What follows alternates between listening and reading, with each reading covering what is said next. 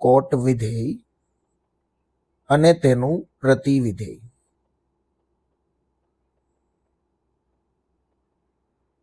કોટ વિધેય જે છે એનો આલેખ ટેનની જેમ જ બનશે, પણ ટેન જે ટ હતો આકાર, આ ટપાલીનો ટ હતો, એના બદલે કોટનો ગ્રાફ ડ આકારનો બનશે. રાઈટ?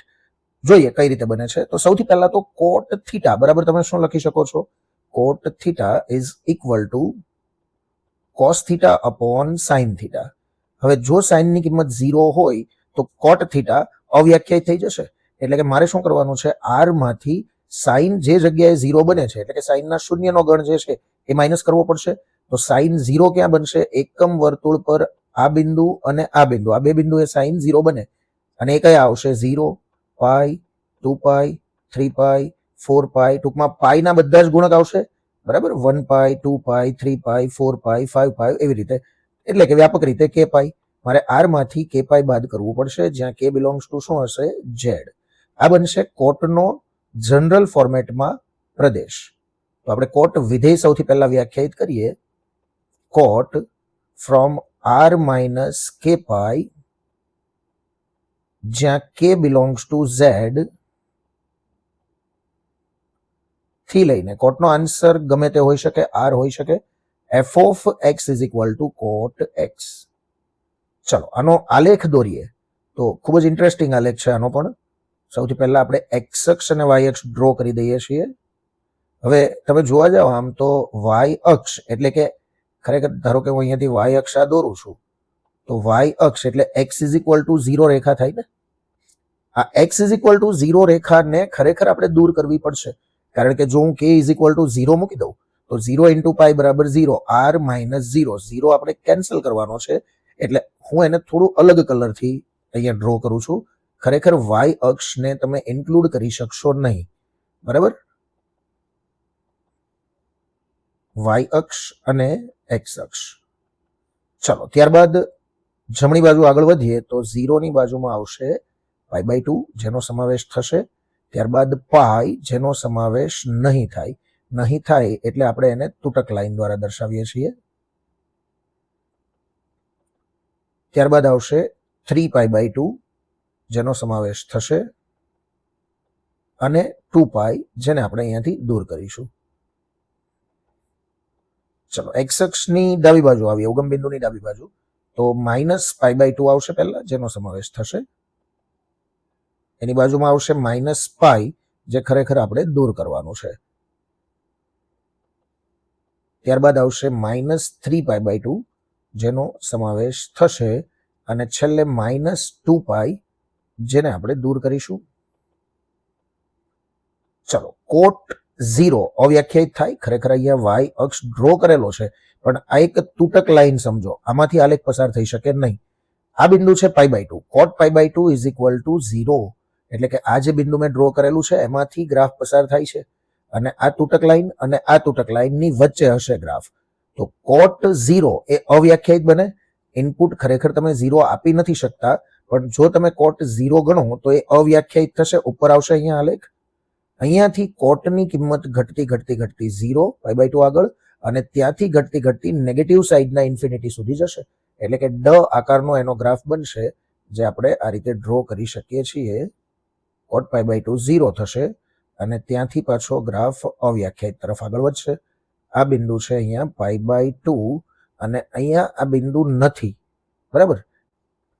ચલો હવે આ પાઈ છે, પાઈ 3π/2 2π આટલા ભાગની વચ્ચે દોરીએ તો અહીંયા આ બિંદુ છે 3π/2, ત્યાં આગળ કોટની કિંમત બને 0. તો અહીંયાથી ફરીથી ગ્રાફ આ રીતે ઘટતો ઘટતો નીચેની તરફ જશે. કોટ એ દરેક ચરણમાં ઘટતું વિધેય હોવાથી ગ્રાફ એનો ઘટશે. એટલે આ રીતે તમે એને દોરી શકો છો. ચલો એક્સ અક્ષની ઉગમ બિંદુની ડાબી બાજુ આપણે આવીએ તો આટલો પોર્શન જે છે એની અંદર પણ એક ડ બનશે અને સેમ સ્પાન બનશે આ બંનેની વચ્ચે. ચાલો આ બધા બિંદુઓ આપણે દર્શાવી દઈએ. તો આ જે બિંદુ છે એ છે -π/2.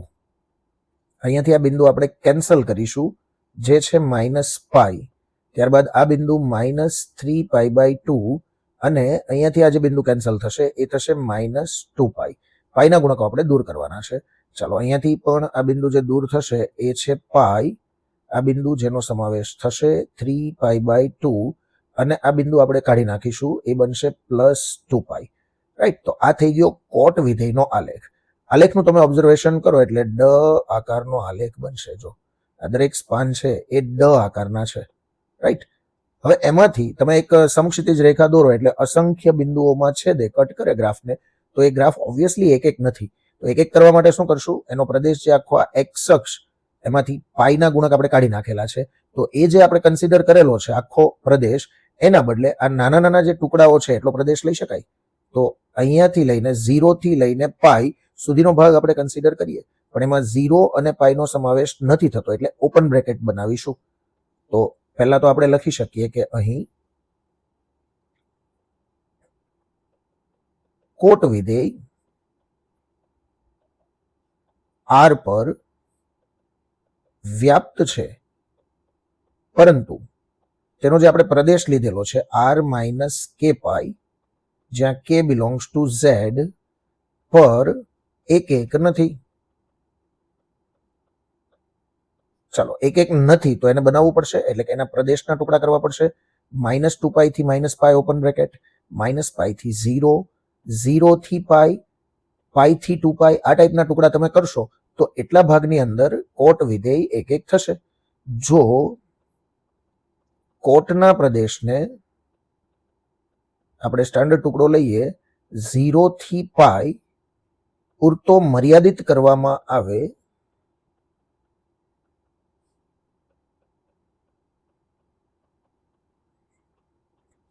તો તે એક બની શકે, યા તો એક બને છે.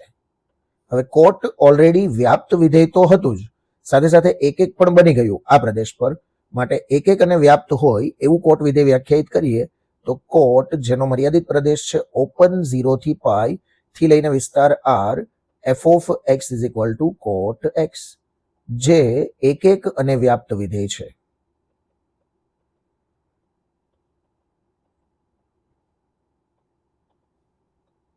માટે તેનું પ્રતિવિધેય અસ્તિત્વ ધરાવે.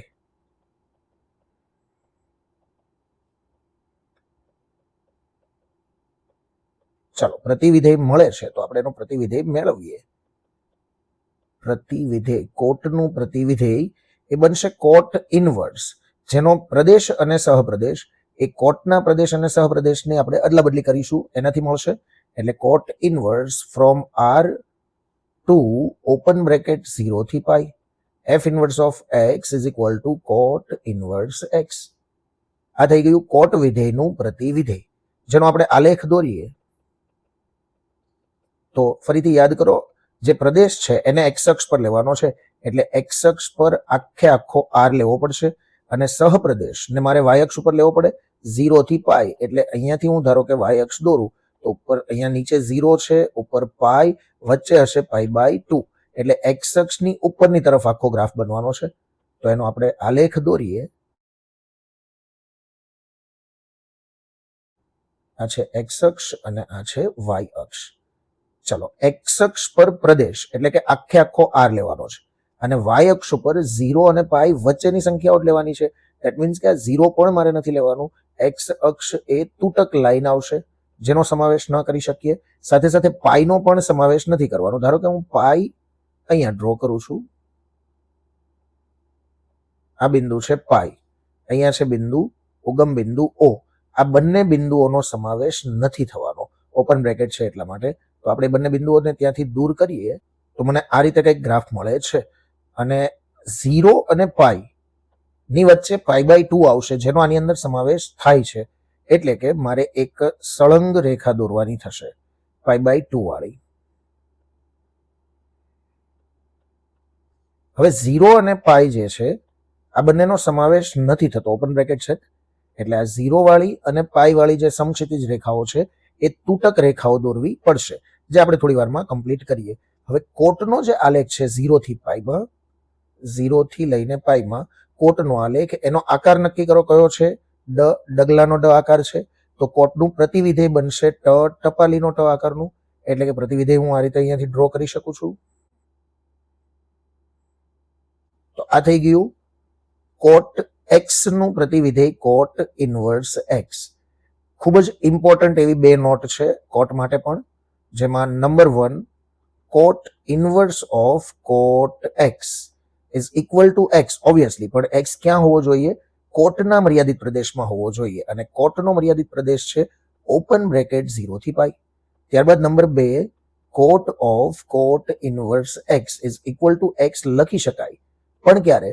જ્યારે એક્સ એ કોટ ઇનવર્સના મર્યાદિત પ્રદેશમાં હોય. કોટ ઇનવર્સનો મર્યાદિત પ્રદેશ થાય આર. તો આ બંને શરત જે છે, નોંધ છે, એનો ખાસ આપણે ધ્યાન રાખવાનું, દાખલામાં ઉપયોગ આવે છે એટલા માટે, રાઈટ? ગણિત અને વિજ્ઞાન હવે મુશ્કેલ નહીં, સમજવું બનશે એકદમ સરળ. દરેક પેજનો QR કોડ સ્કેન કરો અને એ જ પેજનું વિડિયો લેક્ચર જુઓ. એક બુક નહીં, સંપૂર્ણ લર્નિંગ એક્સપિરિયન્સ. કોન્ટેન્ટ સાથે વિડિયો એક્સપ્લેનેશન. દરેક પેજ પર QR કોડ. ધોરણ 10 ગણિત અને વિજ્ઞાન, ટેક ગુરુ પબ્લિકેશન. આજે જ મેળવો.